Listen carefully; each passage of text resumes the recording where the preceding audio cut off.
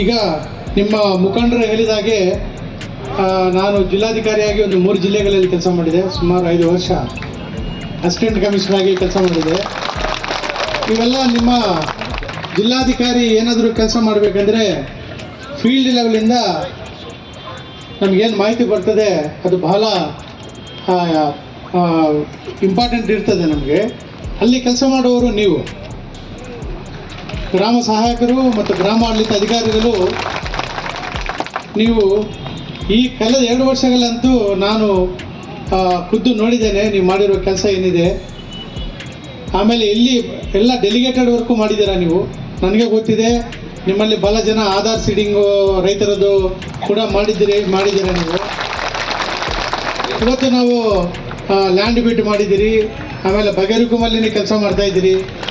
ಇವೆಲ್ಲವೂ ನಾವು ಏನು ಸರ್ಕಾರ ಇಷ್ಟು ಅಚೀವ್ಮೆಂಟ್ ಮಾಡಿದ್ದೀವಿ ಅಂತ ಏನು ತೋರಿಸ್ತಾ ಇದ್ದೀವಿ, ಡಿಜಿಟಲೀಕರಣ ಮಾಡಿ ರೈತರಿಗೆ ಇಷ್ಟು ಒಳ್ಳೆಯ ಕೆಲಸ ಮಾಡಿದ್ದೀವಿ ಅಂತ ಮೊನ್ನೆ ರೀಸೆಂಟಾಗಿ ಆಗಿರುವ ಏನು ಪಬ್ಲಿಕ್ ಫಂಕ್ಷನ್ನೇ ಒಂದು ಸಾಕ್ಷಿ ಅಂತ ನಾವು ಹೇಳ್ಬೋದು.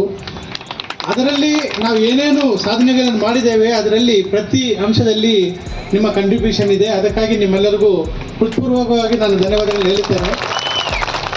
ಹಾಗಾಗಿ ನಿಮ್ಮ ಕೊಡುಗೆ ಏನಿದೆ ಅದನ್ನು ನಾವು ನಮ್ಮ ಕಂದಾಯ ಸಚಿವರು ಕೂಡ ಪ್ರತಿ ಸಭೆಯಲ್ಲೂ ಎಲ್ಲ ಫಂಕ್ಷನ್ಗಳಲ್ಲೂ ಹೇಳ್ತಾ ಇರುವುದು ನೀವು ಕೂಡ ನೋಡಿದ್ದೀರಾ. ನಾನು ಹೇಳೋದು ಏನಂದರೆ ನಿಮ್ಮ ಕೊಡುಗೆ ಏನಿದೆ ಅದನ್ನು ನಾವು ಸತತವಾಗಿ ಎಲ್ಲ ಕಡೆಯೂ ನಾವು ಮಾತಾಡ್ತಾ ಇದ್ದೇವೆ.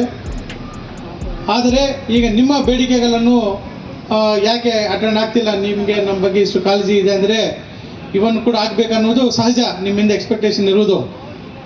ಆದರೆ ನಿನ್ನೆ ಕೂಡ ನಾವು ಮಾತಾಡುವಾಗ ನಮ್ಮ ಸಚಿವರು ಅದರ ಬಗ್ಗೆನೇ ಯೋಚನೆ ಮಾಡ್ತಾ ಇದ್ದಾರೆ, ಇಲ್ಲ ಅಂತ ಇಲ್ಲ. ಈ ಫೈನಾನ್ಷಿಯಲ್ ಇಂಪ್ಲಿಕೇಶನ್ ಇರುವಾಗ ಸರ್ಕಾರ ಹಂತದಲ್ಲಿ ಕೆಲವು ಡಿಸಿಷನ್ಸ್ ಆಗಬೇಕಾಗುತ್ತದೆ. ನೀವು ನೋಡ್ಬೋದು, ನಾವು ಕೂಡ ನಿಮ್ಮೆಲ್ಲ ಎಫರ್ಟ್ಸ್ ನೋಡಿ, ನಿಮ್ಮ ಕೆಲಸ ನೋಡಿ ಸರ್ಕಾರಕ್ಕೆ ನಾವು ಪಾಸಿಟಿವ್ ಆಗಿ ಸ್ಪಂದನೆ ಮಾಡಿದ್ದು ನಿಮ್ಮ ಎಲ್ಲ ಮುಖಂಡರಿಗೂ ಗೊತ್ತಿದೆ. ಅದೇ ರೀತಿ ನಿಮ್ಮದೆಲ್ಲ ಏನು ಕೆಲಸ ಏನು ಮಾಡ್ತೀರಿ, ನಿಮ್ಮ ಜಾಬ್ ಚಾರ್ಟ್ ಹೇಗಿರಬೇಕು ಅನ್ನೋದು ಕೂಡ ರೀಜನಲ್ ಕಮಿಷನರ್ ಅವರ ಹಂತದಲ್ಲಿ ಒಂದು ಕಮಿಟಿ ಕೂಡ ರಚನೆ ಆಗಿದೆ. ಅವರು ಇನ್ನೊಂದು ಕಡೆ ಮುಂದಿನ ದಿನಗಳಲ್ಲಿ ನಾವು ಯಾವ ರೀತಿ ಕೆಲಸ ಮಾಡಬೇಕು ಅನ್ನೋದು ಕೂಡ ಸಿದ್ಧತೆ ಮಾಡ್ತಾ ಇದ್ದಾರೆ. ಸೊ ಈಗಾಗಲೇ ನಾವು ಕೂಡ ಸರ್ಕಾರಕ್ಕೆ ನಿಮ್ಮ ಬೇಡಿಕೆಗಳನ್ನು ರೆಕಮೆಂಡ್ ಮಾಡಿದ್ದು ಕೂಡ ಆಗಿದೆ. ಆದರೆ ನಮ್ಮ ಸಚಿವರು ಕೂಡ ಈ ಏನು ನಿಮ್ಮ 2 ಬೇಡಿಕೆಗಳಲ್ಲಿ ಒಂದು ಏನಿದೆ ಅಂದರೆ ಮರಣ ಹೊಂದಿದ ನಿವೃತ್ತಿ ಹೊಂದಿದ ಗ್ರಾಮ ಸಹಾಯಕರಿಗೆ 10 ಲಕ್ಷಗಳು ಇಡಗಂಟುಗಳು ನೀಡುವುದು, ಅಂದರೆ ಒನ್ ಟೈಮ್ ಸೆಟಲ್ಮೆಂಟ್ ಥರ ಕೊಡುವುದು ಅಂತ ನೀವು ಕೇಳಿದ್ದು ಏನಿದೆ ಅದರ ಬಗ್ಗೆ ನಿನ್ನೆ ಕೂಡ ಚರ್ಚೆ ಮಾಡ್ತಾ ಇದ್ದರು. ಇದರಲ್ಲಿ ಎಷ್ಟು ಕೊಡ್ತಾರೆ ಅನ್ನೋದು ನಮಗೂ ಗೊತ್ತಿಲ್ಲ, ಬಟ್ ಪಾಸಿಟಿವ್ ಆಗಿ ಸ್ಪಂದನೆ ಸಿಗುತ್ತೆ ಅನ್ನೋದು ನನಗೂ ಕೂಡ ಆಶಾಭಾವನೆ ಇದೆ. ಅದನ್ನು ನಾವು ಕೂಡ ಹೇಳಿದ್ದೇವೆ, ಇದು ಏನಾದರೂ ಮಾಡಲೇಬೇಕು ಅಂತ. ಅದನ್ನು ನಾವು ಕಾದು ನೋಡಬೇಕಾಗತ್ತೆ.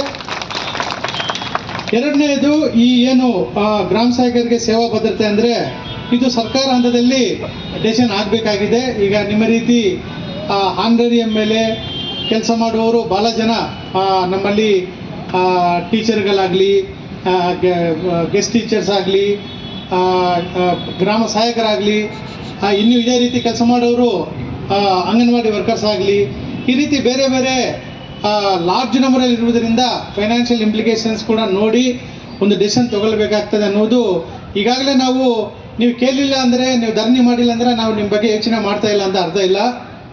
ನಾವು ಈ ಏನು ಫೈನಾನ್ಷಿಯಲ್ ಇಂಪ್ಲಿಕೇಶನ್ಸ್ ಏನು ಆರ್ಥಿಕ ಏನು ನಾವು ಬಡ್ಜೆಟ್ ಕೂಡ ನೋಡಬೇಕಾಗಿರೋದ್ರಿಂದ ಸ್ವಲ್ಪ ತಡ ಆಗ್ತಾ ಇದೆ. ಅದರ ಬಗ್ಗೆ ಸರ್ಕಾರ ಹಂತದಲ್ಲಿ ಚರ್ಚೆ ಇದನ್ನು ಡಿಸಿಷನ್ ತೊಗೊಳ್ಬೇಕಾಗ್ತದೆ. ಅದರ ಬಗ್ಗೆ ನಾನು ಈ ಫೋರಮಲ್ಲಿ ಏನು ಹೇಳಲಿಕ್ಕೆ ಆಗುವುದಿಲ್ಲ. ಇಡಗಂಟು ಬಗ್ಗೆ ಅಂತೂ ಚರ್ಚೆ ಆಗ್ತಾ ಇದೆ, ಅದರಲ್ಲಿ ನಾವೇನಾದರೂ ಪಾಸಿಟಿವ್ ರೆಸ್ಪಾನ್ಸ್ ನೋಡ್ಬೋದು ಅಂತ ನನಗೂ ಆಶಾಭಾವನೆ ಇದೆ.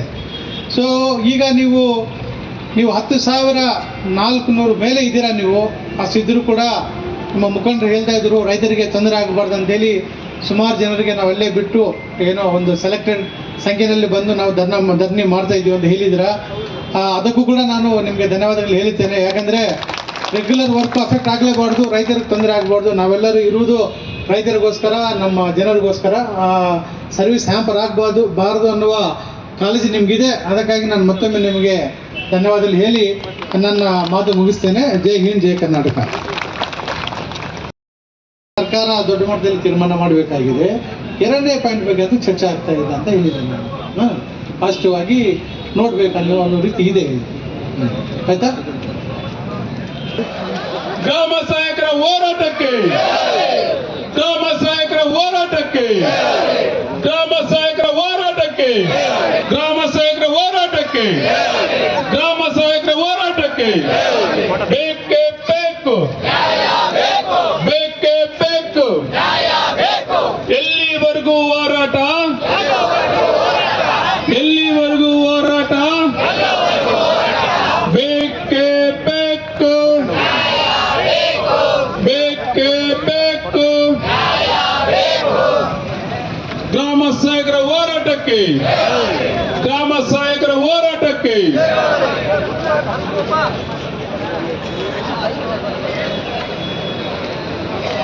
ಗ್ರಾಮ ಸಹಾಯಕರ ಹೋರಾಟಕ್ಕೆ, ಗ್ರಾಮ ಸಹಾಯಕರ ಹೋರಾಟಕ್ಕೆ ಬೇಕೇ ಬೇಕು, ಬೇಕೇ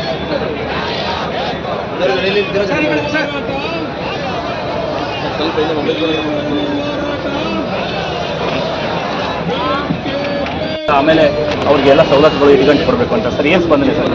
ಈಗ ಫಸ್ಟು ಮೊದಲನೇದು ಹೇಳ್ತೀನಿ ನಾನು, ಇವರಿಗೆ ಏನು ಇಡುಗಂಟು ಕೊಡೋದು ಅನ್ನೋದು ಬಗ್ಗೆ ನಾವು ಚರ್ಚೆ ಮಾಡ್ತಾ ಇದ್ದೇವೆ. ಅದರಲ್ಲಿ ನಾವು ಪಾಸಿಟಿವ್ ಆಗಿ ರೆಸ್ಪಾನ್ಸ್ ಮಾಡುವ ಆಶಾಭಾವನೆ ನಮಗೂ ಇದೆ ಅಂತ ನಾನು ಹೇಳಿದ್ದೇನೆ.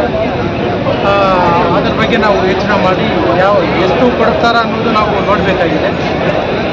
ಎರಡನೇದು ಈ ಸೇವಾ ಭದ್ರತೆ ಬಗ್ಗೆ ಸರ್ಕಾರ ಮಟ್ಟದಲ್ಲಿ ಇದನ್ನು ಡಿಸಿಷನ್ ಆಗಬೇಕಾಗಿದೆ. ಅದ್ರ ಬಗ್ಗೆ ನಾವು ಈ ಫೋರಮಲ್ಲಿ ಏನು ಹೇಳೋಕ್ಕಾಗೋದಿಲ್ಲ. ನಾವು ಸರ್ಕಾರಕ್ಕೆ ಇವರ ಬೇಡಿಕೆಗಳು ಏನು, ಈ ಎರಡು ಬೇಡಿಕೆಗಳೇನಿದೆ ಅದನ್ನು ಸರ್ಕಾರ ಗಮನಕ್ಕೆ ನಾವು ಗಂಭೀರವಾಗಿ ತರ್ತೀವಿ.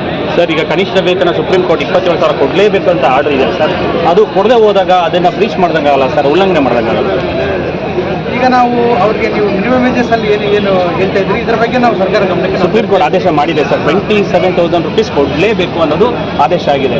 ಸುಮಾರು ತಿಂಗಳಾಗ್ಬಿಟ್ಟಿದೆ. ಈಗ ಅದನ್ನು ನಾವು ಕೊಡದೆ ಹೋದರೆ ಕರ್ನಾಟಕ ಸರ್ಕಾರ ಕೂಡ ಅದನ್ನು ಉಲ್ಲಂಘನೆ ಮಾಡಿದೆ ಅಂತ ಆಗುತ್ತೆ. ತಾವು ಕೂಡ ಸರ್ಕಾರದ ಅಧೀನದಲ್ಲಿ ಇರೋದ್ರಿಂದ ಸೊ ಅಧಿಕಾರಿಗಳು ಕೂಡ ಅದಕ್ಕೆ ಇಂಪ್ಲಿಮೆಂಟೇಷನ್ಗೆ ಕಷ್ಟಪಟ್ಟಿಲ್ಲ ಅಂತ ಬರೋಲ್ಲ ಸರ್?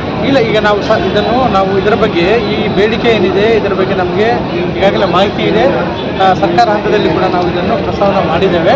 ಇದು ನಾವು ಡಿಸಿಷನ್ ಆಗಬೇಕಾಗಿದೆ. ನಾವು ಸರ್ಕಾರ ಹಂತದಲ್ಲಿ ನಾವು ಕಾದು ನೋಡಬೇಕಾಗಿದೆ. ಸರ್, ಮೊನ್ನೆ ಹೊಸಪೇಟೆಯಲ್ಲಿ ಕೃಷ್ಣ ಬೈರೇಗೌಡ ಸಾಹೇಬರು ಏನು ಹೇಳಿದ್ರು ಅಂದರೆ, ನಮ್ಮ ಸರ್ಕಾರ ಕಾರ್ಮಿಕರ ಪರವಾಗಿ ಕಂದಾಯ ಇಲಾಖೆ ನೌಕರು ಭಾಳ ಚೆನ್ನಾಗಿ ಮಾಡ್ತಿದ್ದಾರೆ, ವಸತಿ ಸಚಿವರದು ಚೆನ್ನಾಗಿ ಕೆಲಸ ಆಗ್ತಾ ಇದೆ ಅಂತ ಮನೆಗಳದ್ದು ಕೊಟ್ಟರು. ಸೊ ಸರ್ಕಾರ ಶ್ರೀಸಾಮಾನ್ಯರ ಪರವಾಗಿದೆ ಅಂತ ಹೇಳ್ತಾ ಇದ್ದಾಗ ಇದು ಆಗದೇ ಇದ್ದು ಇವರಿಷ್ಟು ದಿನ ಮುಷ್ಕರಕ್ಕೆ ಕುಂತಾಗ ತೊಂದರೆ ಆಗಲ್ವ ಸರ್ ಸರ್ಕಾರಕ್ಕೆ? ಈಗ ನಾವು ಈ ಗಂಭೀರತೆಯನ್ನು ಸರ್ಕಾರ ಗಮನಕ್ಕೆ ತರ್ತೇವೆ, ಅಷ್ಟು ಮಾತ್ರ ನನಗೆ.